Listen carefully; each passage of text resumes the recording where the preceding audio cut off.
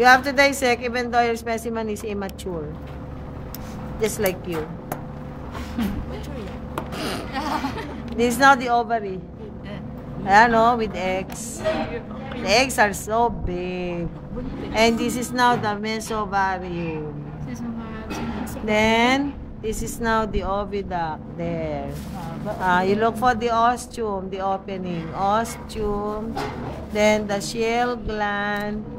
Then the uterus. This is now the uterus. This one. Uterus, shale gland, ostium. The whole thing is the oviduct. Saan po ang ostium ulit?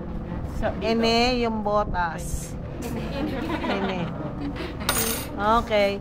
So we now try to deflect the oviduct. But keep the mesotubarium intact. There.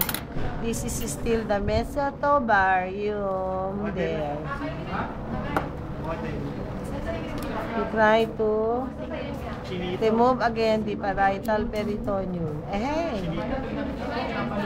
There is the parietal peritoneum.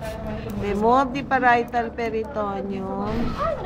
And what you're going to expose is only the opisthonephrus. There. Yes. That's all you have to expose. And then you may cut one of the pelvic fin. Cut one of the pelvic fin. And then this is to be able to see this one. There, oh. That one. Wash this, wash. This one is now the urinary papilla with a pore. There. That is the cloaca. There. Okay. That will be all.